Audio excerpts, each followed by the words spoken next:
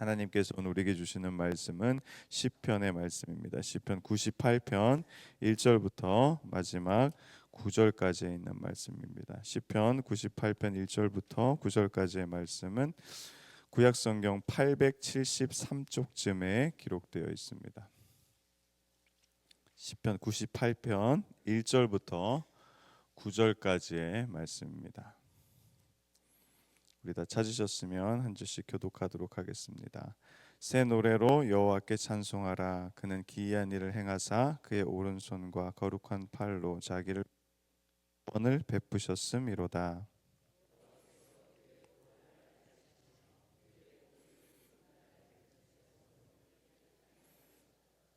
그가 이스라엘의 집에 베푸신 인자와 성실을 기억하셨으므로 땅 끝까지 이르는 모든 것이 우리 하나님의 구원을 보았도다.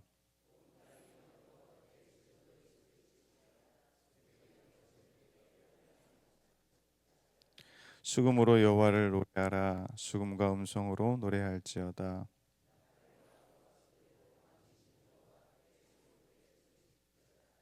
바다와 거기 충만한 것과 세계와 그 중에 거하는 자는 다 외우다.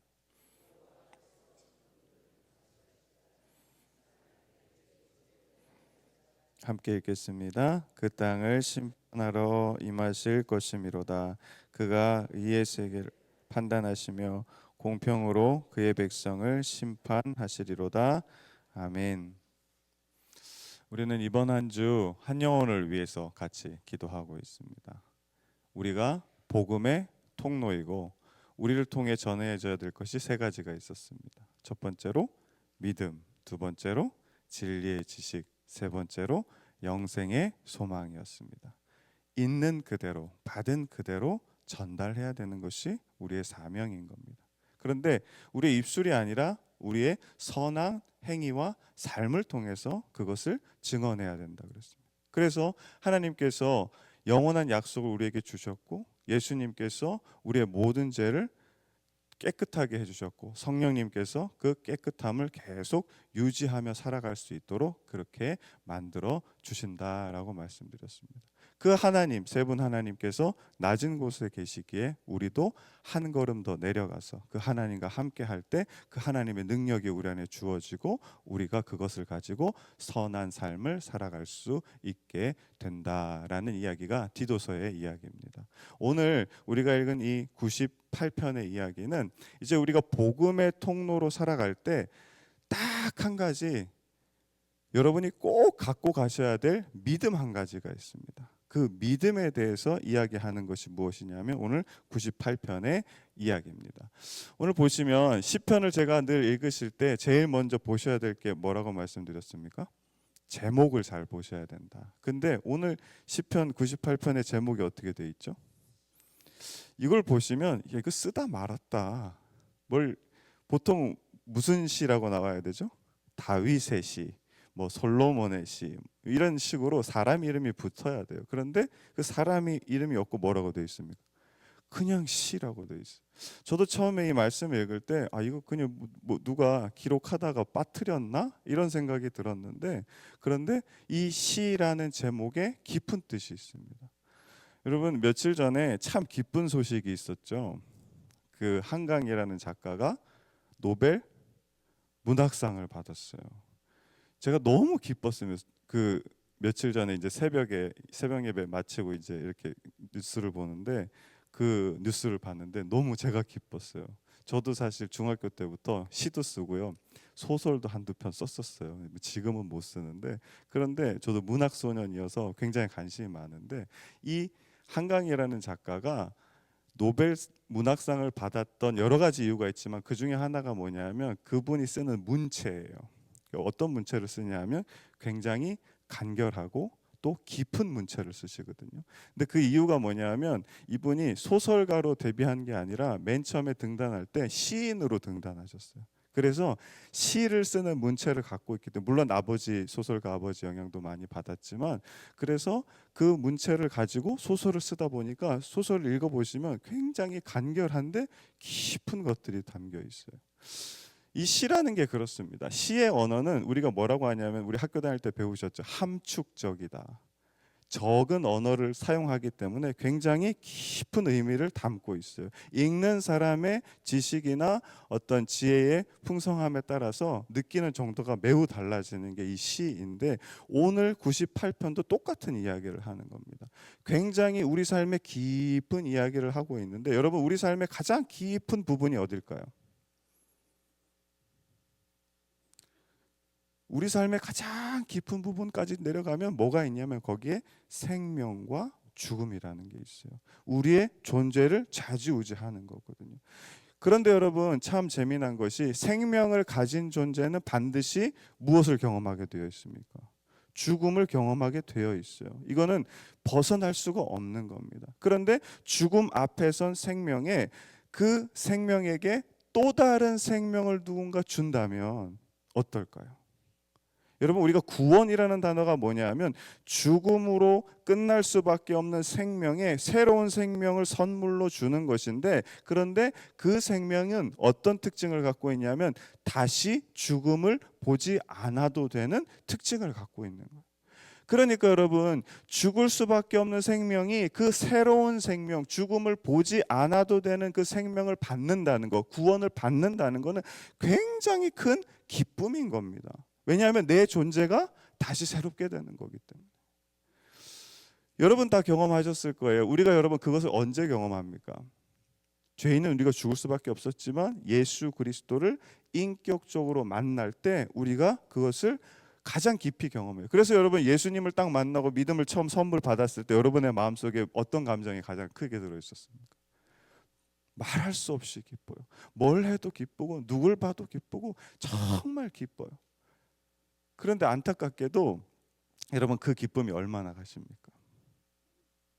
오늘 제가 이 98편을 읽으면서 너무 놀란 게 1절 말씀 우리 한번 같이 읽어볼게요. 시작. 새 노래로 여호와께 찬송하라. 그는 기이한 일을 행하사 그의 오른손과 거룩한 팔로 자기를 위하여 구원을 베푸셨습니다. 하나님이 우리에게 주신 구원을 노래하고 있는데, 그런데 제가 너무 놀란 건 뭐냐면 1절에 시작되는 단어가 뭡니까? 새 노래인 거예요. 여러분, 우리가 예수님을 만난 사건을 회심이라고 하는데, 여러분에게 회심의 사건이 지금도 새 노래십니까? 아니면 옛 노래가 되셨습니까? 오늘 여러분 이 시편 98편 우리가 살펴볼 건데 한번 찾아보시면 좋겠는데, 여기다 갈피줄 넣어 놓으시고요. 사도행전으로 한번 가보시죠. 성경에 대표적인 회심의 사건이 어디 등장하냐면, 제가 생각할 때는 사울이 바울이 되는 사도행전 9장으로 한번 가보시면 그 사건이 등장하는데, 여기 계속 왔다 갔다 할 겁니다. 그래서 양쪽에다가 갈피줄 좀 껴 놓으시면 좋겠습니다. 우리 9장 8절 말씀에 보시면 이제 사울이 회심하는 사건이 등장을 해요. 제가 한번 읽어볼게요. 사울이 땅에서 일어나 눈을 떴으나 어떻게 됩니까? 아무것도 보지 못하고 사람의 손에 끌려 다메섹으로 들어가서 사흘 동안 보지도 못하고 먹지도 못하고 마시지도 못합니다. 이게 사울이 바울이 되는 과정에서 경험했던 회심의 사건이에요. 눈이 멀어버렸죠, 그렇죠? 그거를 통해서 뭘 만나게 되냐면 예수 그리스도를 새롭게 만나게 돼요, 그렇죠? 구원을 경험하게 돼요. 그러면 여러분, 그렇게 새로운 생명과 구원을 경험했어요. 그러면 우리 삶에 뭐 어떤 일이 있어야 될까요? 기쁘고 행복하고 좋은 일이 있어야 되겠죠. 근데 자 보세요. 9장 23절 말씀이에요. 여러 날이 지남에 유대인들이 사울을 어떻게 했다고요? 죽이기로 공모하니. 거기서 끝나지가. 이거 당연한 거예요. 왜냐하면 배신자잖아요, 그렇죠? 우리를 위해 일했다가 이제 거기 보냈더니 얘가 싹 바뀌어가지고 완전히 반대쪽에 서버린 거예요. 배신자니까 그럴 수 있어요. 그런데 26절 보세요. 사울이 예루살렘에 가서 제자들을 사귀고자. 여기서 제자들이 누굽니까? 예수님의 제자들이잖아요. 그러면 사울과 같은 편이에요. 사귀고자 하나 다 어떻게 합니까? 두려워하여 그가 제자됨을 어떻게 했다고요? 믿지 않았어요. 이쪽에서도 안 받아주고 저쪽에서도 안 받아주는 거예요. 그리고 29절에 보세요. 이제 사울이 은혜를 받았으니까, 기쁨이 있으니까 그 기쁨을 가지고 주 예수의 이름으로 담대히 말하고 헬라파 유대인들과 함께 말해서 변론을 해요. 그랬더니 어떻게 됩니까? 그 사람들이 또 죽이려고 하는 거예요. 그래서 어떻게 되냐면 그 다음 30절 보세요.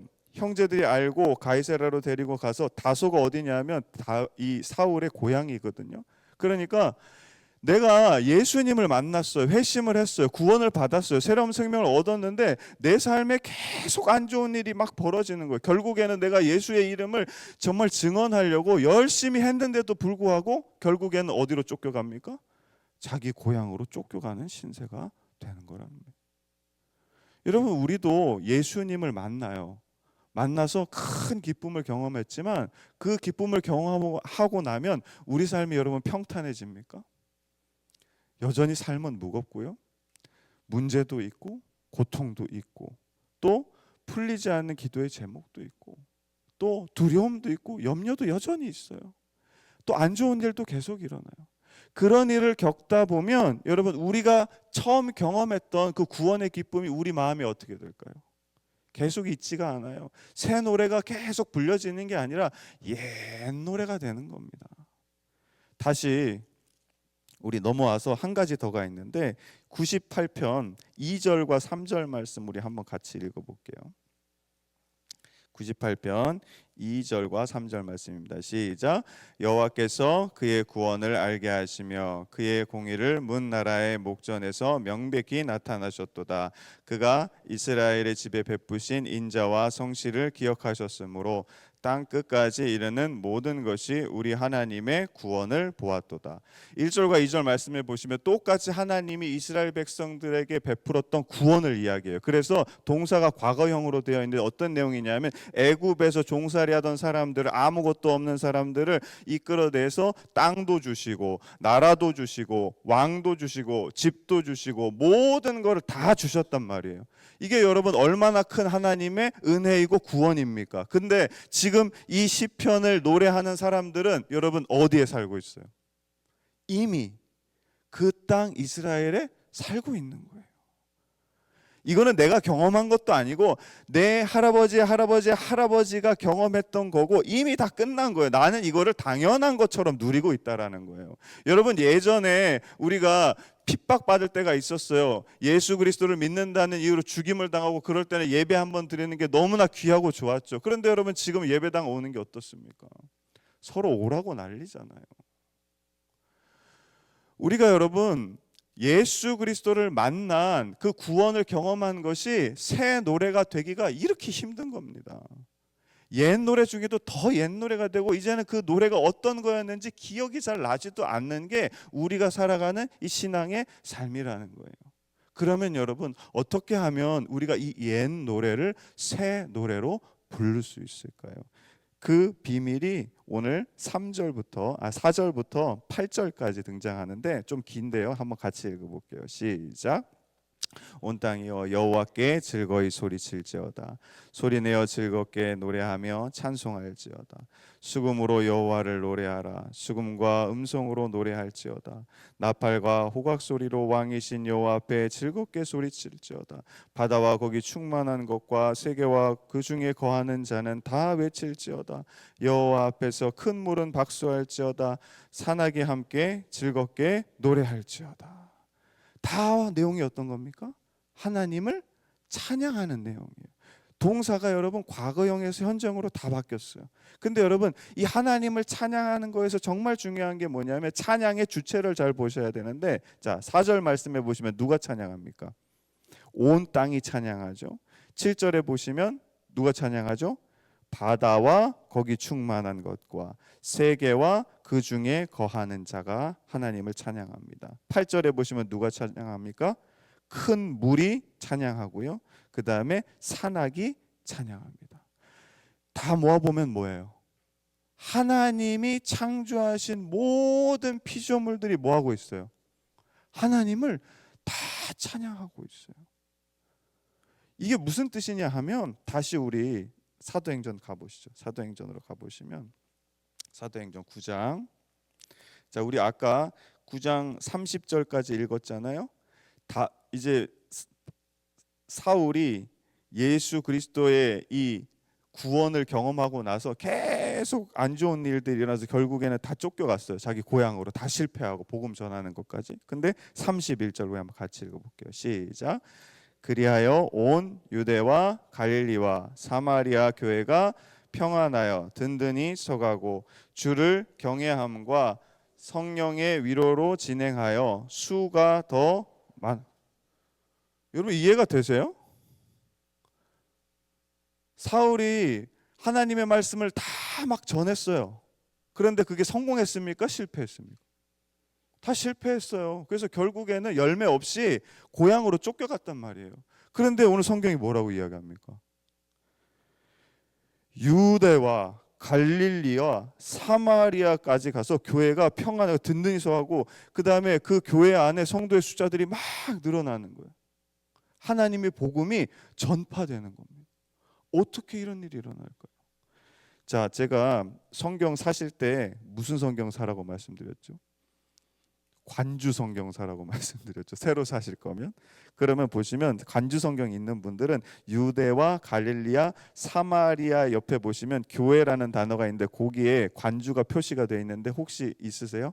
없으시면 저는 피읍이라고 표시되어 있는데 거기에 뭐라고 되어 있냐면 사도행전 8장 1절을 보세요라고 되어 있어요. 한번 가봅시다. 8장 1절. 우리 한번 같이 읽어볼게요. 사울은 그가 죽임당함을 마땅히 여기서 죽임당한 사람은 누구냐 하면 그 위에 보시면 스데반이 죽었어요. 거기에 이제 사울이 같이 있었거든요. 그래서 스데반이 죽은 거를 당연한 게 여기고, 그다음에 이제 중요한 건 그 다음부터예요.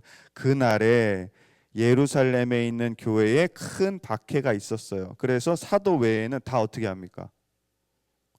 유대와 사마리아와 모든 땅으로 흩어져요.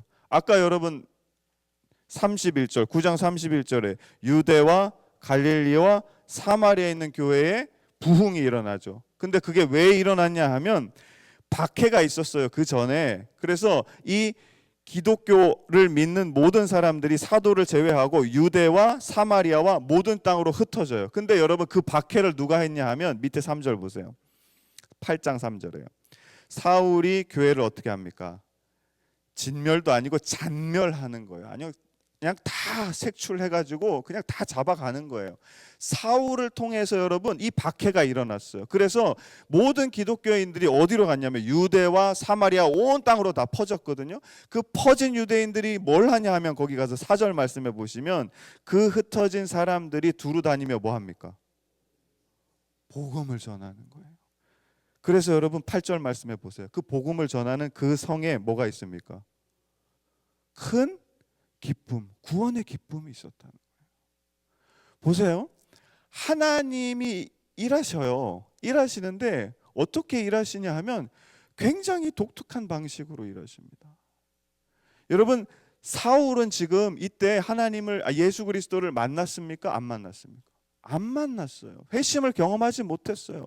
근데 사울이 교회를 박해하는 걸 가지고 그때도 하나님은 뭘 하고 계셨어요? 일하고 계시는 거예요.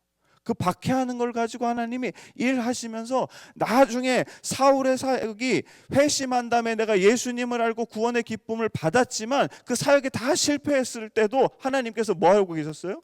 여전히 일하고 계셨어요.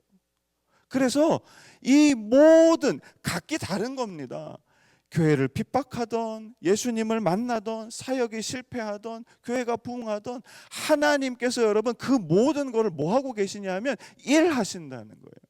박영선 목사님이 뭐라고 이야기하시냐면 이 하나님의 일하심을 지휘자 없는 지휘봉이라고 이야기하세요. 여러분 오케스트라가 있어요. 악기 소리가 같습니까? 다릅니까? 다 달라요. 음낮이도 다르고 소리 크기도 다르고 다 다른데 그 지휘봉이 나타나서 이렇게 지휘를 하면 여러분 그 오케스트라가 무슨 소리를 내냐면 구원의 노래라는 아름다운 소리를 내는 오케스트라가 된다라는 겁니다.